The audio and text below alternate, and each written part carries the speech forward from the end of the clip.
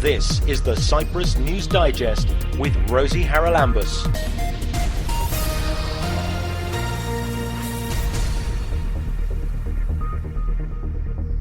Coming up on this week's programme, the Deputy Head of Mission at the Palestinian Embassy explains some of the problems it has keeping its citizens informed about the well-being of relatives during the ongoing slaughter in Gaza. We can't provide names updated every day. So when we got information, we are trying to tell people what's going on. For example, when the Israelis decided to cut all the telecommunications and internet and everything on Gaza, the people got crazy because at least they have like one or two persons they can call and check about the entire family. The embassies of the Netherlands and Sweden have launched an art competition to mark International Human Rights Day. The general theme is human rights, whatever human rights means to each and every one of us. And the artwork should be a painting, a drawing, a collage, or photograph inspired by the theme. And Birdlife Cyprus is celebrating its 20th birthday this weekend with a fun activity day in Athalassa Park. A morning event with lots of activities to celebrate our 20 years, starting with a bird ringing demonstration. I don't think wherever you are in the world that you're not aware of what is happening in the Middle East. I'm joined on this week's programme by Haki Husseini. He's the Deputy Head of Mission at the Embassy of the State of Palestine in Nicosia. Haki, I came to talk to you because I know there's a big population of Palestinians in Cyprus who must be pulling their hair out if they can't get in touch with their relatives, either in Gaza or the West Bank or wherever. So how is the embassy able to help people in that sense?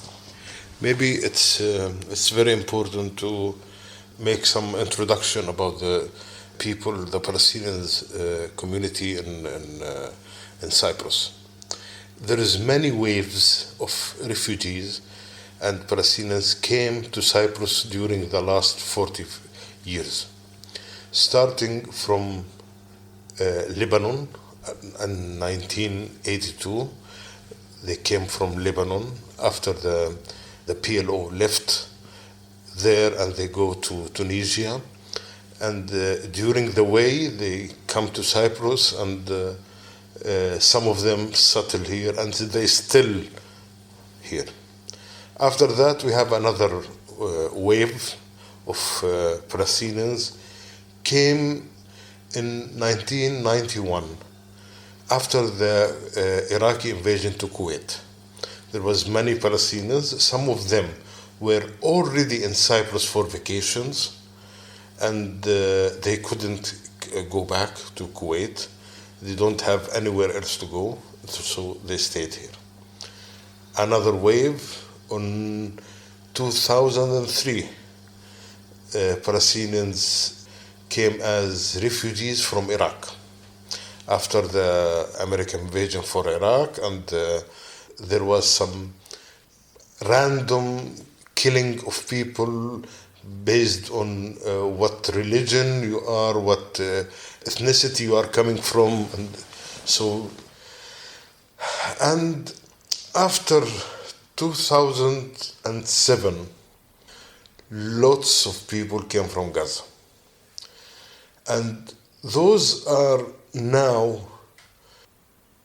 almost the half of the Palestinian community in Cyprus. So those are the real people that they are affected with the news coming from Gaza. Right, there were, of course, quite considerable numbers who came in 1948 as a result of the Nakba. And they became Cypriot citizens, I believe. Yes, but those, they almost melt inside the Cyprus community. For example, they know that they are Palestinians, but some of them even don't talk Arabic. never visited there. Totally assimilated as Cypriots. Yes. So they don't come to you for help, but all these other ones who must have relatives still there. Yeah, they have relatives. They participate in anything we make, yeah.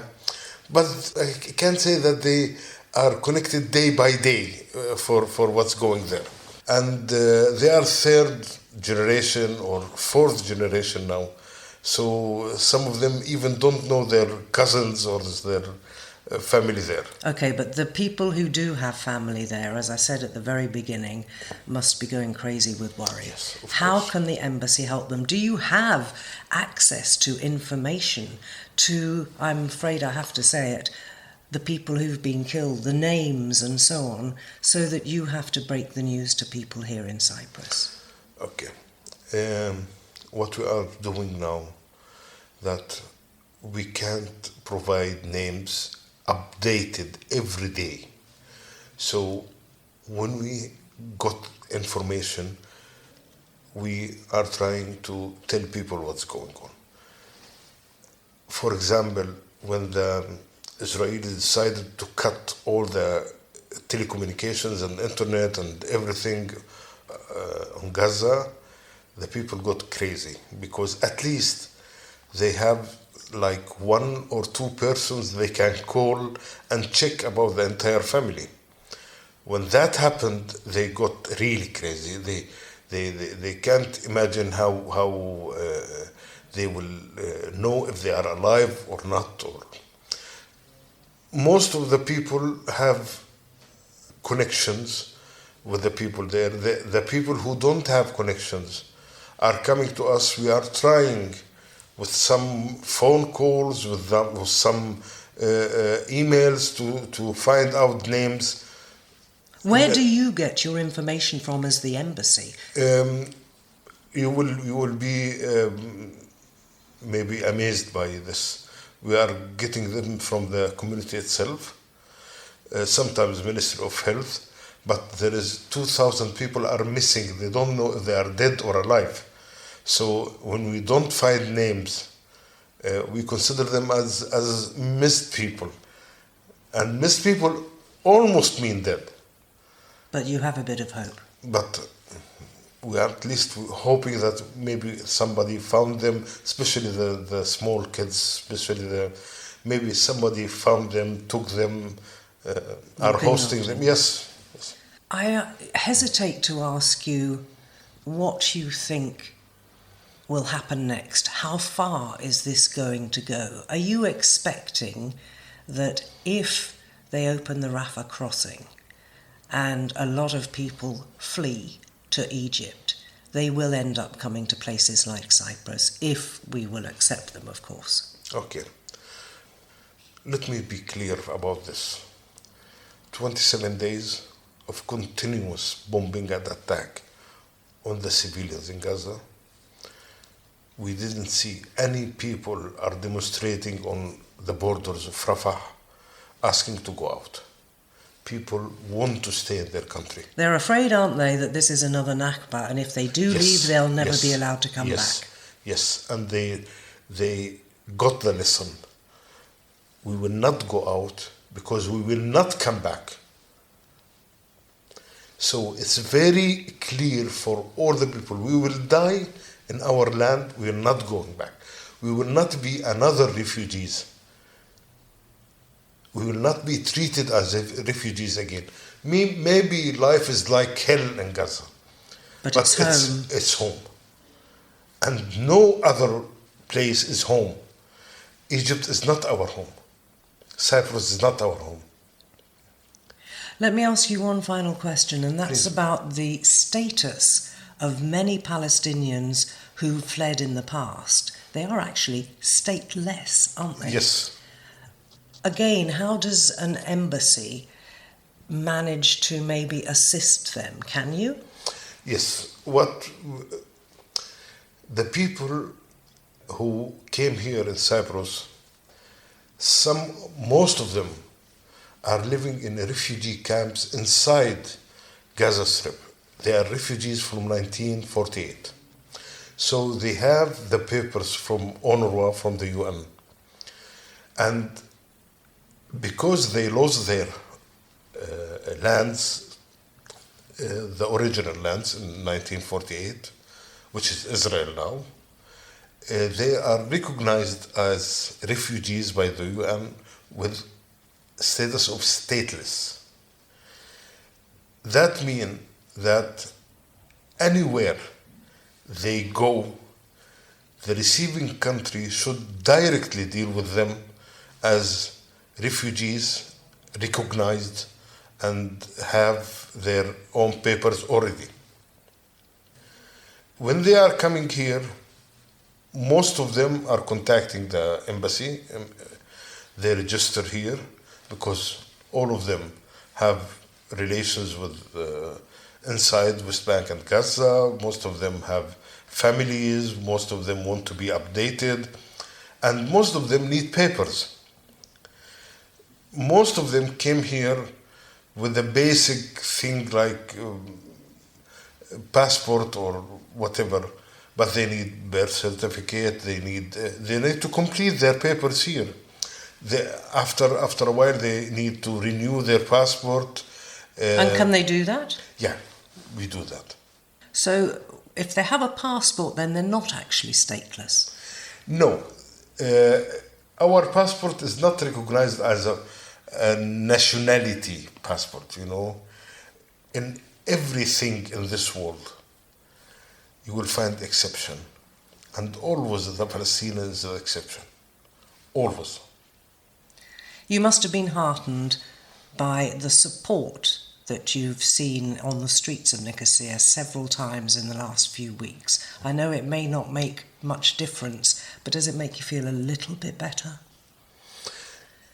I will say something that I'm really, in deep of me, I'm convinced with. We as Palestinians never lost the support of the street here in Cyprus. Never. The people here sharing some sympathy. They feel that we are close together. We are handling some common issues. And the community, the Palestinian community here, is a very friendly community. They don't have problems like any other communities. You don't hear about crimes, about whatever. They are very peaceful. They got and engaged inside the community. They try to work to build their life again. So I think we never lost the support of the Cypriot street anytime. Maybe it's politics. Sometimes come up and down. Basically, though, it's humanity, isn't it? And of course. And I insist it's also about the common issues we both carry. It's about invasion and occupation. Of course. We've been talking to Haki Al-Husseini, who is the Deputy Head of Mission at the Embassy of the State of Palestine in Nicosia. Many thanks for your time. Thank you very much. Keep up to date with events in Cyprus and around the world with the Cyprus News Digest. The embassies of the Kingdom of the Netherlands and Sweden in Cyprus have joined forces. They're going to honour International Human Rights Day on the 7th of December.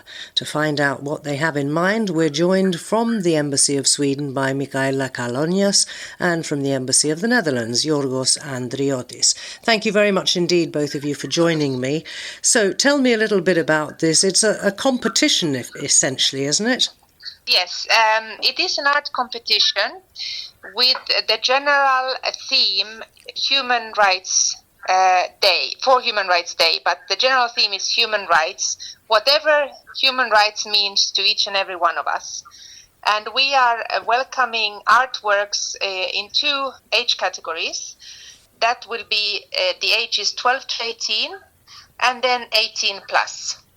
And the artwork should be a painting, a drawing, a collage, or photograph inspired by the theme. When you say 18 plus, do you mean 18 up to 70, or do you really looking at younger people here? Well, 18 to any age at all. So we don't have an upper age limit. And George, tell us a little bit about the Embassy of the Netherlands' input into all of this. Well, our embassy has organized the competition in the past. Last time, I believe it was in 2017 or 2018. We've collaborated with other embassies in maximizing the outreach of this event. This year, we decided to join forces with the Embassy of Sweden, with whom we have a very good cooperation on other topics like sustainability as well. We've had the Ambassador of Sweden joining us on our cycling event last May. Sweden is doing a lot of innovation with regards to the safety of cyclists. So since we use the term like-minded embassies, so since we are so close with each other in organizing events and promoting EU values, we decided to join forces with the Embassy of Sweden for this year's event. Right, now, Michaela, if I come back to you, tell us a little bit more about where people can find out the details and get the application form. There is still time because the entries don't close, I think, until the 20th of November. Right, we have another 2 weeks to go, and we really hope that we will have as many artworks as possible participating. We have on the Embassy of Sweden and the Embassy of the Kingdom of the Netherlands Facebook pages, as well as on Instagram Sweden in Cyprus and the Netherlands Twitter or X account. You can find the poster for the competition. There is a QR code which you can scan, and that will bring you to the Google form. On the form, you apply, and there are also all the terms and conditions of the actual competition in Greek, Turkish, and English available. So what we want the applicants to do is to fill out the form after they have read the terms and conditions, and then also upload a photograph of the actual artwork. The original work will then be taken to the Embassy of the Netherlands or to the EU Info Point in North Nicosia in order to take part in the competition. We will then invite the representatives of the embassies and people from the field, professionals, I'm talking in art and photography, to choose the winners, but we will hopefully have all the artworks participating in a display in an exhibition which will be held on the 7th of December in the buffer zone. Is that at the Home for Cooperation? That's right, yes. So whoever enters will have their artwork on display, but who else apart from members of the embassies is on the jury? You mentioned people who are experts in the fields. I mean, it's a pretty wide field, isn't it? Painting, drawing, collage and photography. Who else is on the jury? Well, we don't have the possibility to give you the names yet, but we do have people who are professionals in the field of visual arts, and we are also hoping to have representations from both sides of the island. And George, if we come back to you, a little bit more, if you will, about the sort of thing you're looking for, because I see that participants are asked to write a short paragraph, no longer than 80 words, so that is pretty short, to explain their artwork. And I'm assuming that this is to do with their understanding of what the Declaration of Human Rights is all about. Yes, it's actually quite open theme since human rights encapsulates a lot of rights of people, and that concerns the rights of migrants, gender equality, racial background, religious freedom. So what we are expecting is pretty much, although we do have creativity, originality, and some technical skill as part of our selection criteria. For us, it's important to have a piece of artwork that at least touches or represents perhaps some of those things that you mentioned. Exactly, yes. So they could be used potentially. I have to say that here at our embassy, we still have the designs of and the entries of previous exhibitions, which we use as backdrops in our embassy. So for us, it's the issue of sending a message and the issue of participation, of active citizenship. So that, along with creativity and originality, is what we are basically looking at. Michaela, finally a word from you. Prizes. It is a competition, so are you giving away prizes? We are, yes, we are, and we are hoping to tantalize, especially maybe younger people with these prizes. There will be store vouchers for the public stores, so each person who wins will be able to choose his or her own prize, or maybe part of a prize if somebody wants to get something more expensive. So there will be 3 winners in each age category. And the first prize in each category will be €300 voucher, second prize 200, and third prize €100 vouchers. So we are hoping to inspire. We are also hoping to get young people interested in competing and being creative with their thoughts and feelings about what human rights mean to them. Thank you both very much indeed for joining me. We've been talking to Michaela Kalonias from the Embassy of Sweden and Yorgos Andriotis from the Embassy of the Netherlands. They are jointly organising that competition to honour International Human Rights Day. You can find out more if you look for them on Facebook, and if you get your entries in by the 20th of November, who knows, you too could be a winner. Thanks for joining me. Thank you very much, Rosie. Thank you, Rosie. You can subscribe to the Cyprus News Digest on iTunes for free and get the program downloaded to your phone or tablet so you can listen anytime, anywhere. This weekend, Birdlife Cyprus is having a 20th birthday party. They've arranged all sorts of things for you to go and join in the fun, and to tell us what those are, we welcome back to the programme Elena Markitani. So, Elena, first of all, happy birthday. 20 years, and I guess things have changed somewhat over that time, have they? Yes, it's true. Birdlife Cyprus started from very small beginnings with only just one person being a staff member. But today, 20 years later, the organization has grown. We are 16 people working full-time. And of course, we have our volunteers, our members, and the wider public that support all that we do for birds and nature here in Cyprus. So what's happening on Saturday? It's at Athalassa Park, I believe, and you've got all sorts of things for grown-ups and kids. Yes, that's right. We'll have a morning event with lots of activities to celebrate our 20 years, starting with a bird ringing demonstration. And we'll have, of course, bird watching by the lake. We'll provide binoculars and telescopes and information material.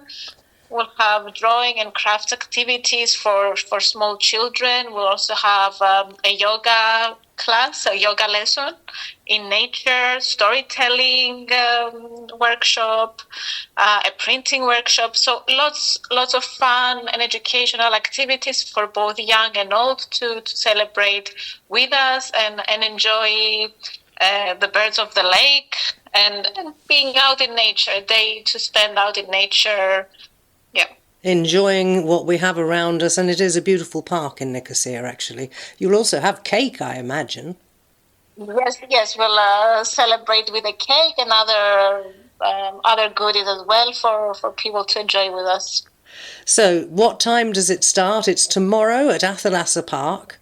What time? Yes, we'll be there from 9 a.m. And we'll start with the bird ringing demonstration, and it's one of our most popular activities, and we encourage everyone to come early to enjoy the birds being ringed. And some of the participants will probably be able to release these birds, hold them in their hands, and let them free after they've been ringed. While we're talking about the ringing, tell us a bit more about that. What sort of birds do you ring and why? So ringing is one of the oldest research methods that have begun in the last centuries, and it involves placing a small ring around a bird's leg. It's not painful at all. It's a very small, lightweight ring which carries a unique code for that specific bird. So the idea is nets are being set up and some birds are being caught on those nets. They are carefully released from the nets. They're carefully being placed this ring. We take some measurements like wing size, their weight. We try to determine the age. And then we let them free. So the purpose is to understand more about their movements. And some ringed birds may get caught either here in Cyprus, or if it's a migratory bird, in some other country. And this allows us to understand more about their movements, how long it takes them to travel from one area to the other, which habitats they prefer using. So it can offer us great insights into birds. And we can all come along and watch all of this and take part in those fun activities. So from 9 o'clock tomorrow at Athalassa Park until what time, Elena? Until noon, until 12:30. That is Elena Markidani inviting you to Birdlife Cyprus's birthday party in Athalassa Forest tomorrow. This is the Cyprus News Digest with Rosie Haralambous. And in other news this week, the Civil Registry and Migration Department has come under the spotlight after it was revealed that some 6,000 applications for citizenship are currently awaiting approval, and they've been in the system since 2007. A department spokesman said the main reason behind those delays was the surge in number of applications in recent years, but without a corresponding increase in the department's staff. However, it seems that they do have the staff when it comes to deporting people, because after a fracas at the Purnara reception centre a few days ago, police said that of the 33 arrested, 28 remand and deportation orders were issued for disturbing public order. The 28 people are to be taken from Purnara to the Menoia Holding and Deportation Centre, and they will, we were told, be deported in the coming days. The Interior Minister, Konstantinos Ioannou, talking from Spain where he was on a visit, said that we are strict with whoever disrespects the hospitality given by the Republic of Cyprus, and he ordered that they be deported. However, the non-governmental organisation KISA, which supports the rights of migrants and asylum seekers, said the Interior Minister had no right to act as a judge and order the deportation without due process. They went on that it was a violation of refugee law because one of the basic principles of asylum legislation is the fair process of examining the asylum applications. Now, you may recall that in the past we've talked about the lengthy delay at the Migration Department when it comes to looking at those asylum applications. So it's not only the passports that are a problem, and they say they're short-staffed, but once again, when it comes to asylum applications, many of which have been pending for years, it seems that if push comes to shove, they're able to do it within a matter of days if it means a deportation.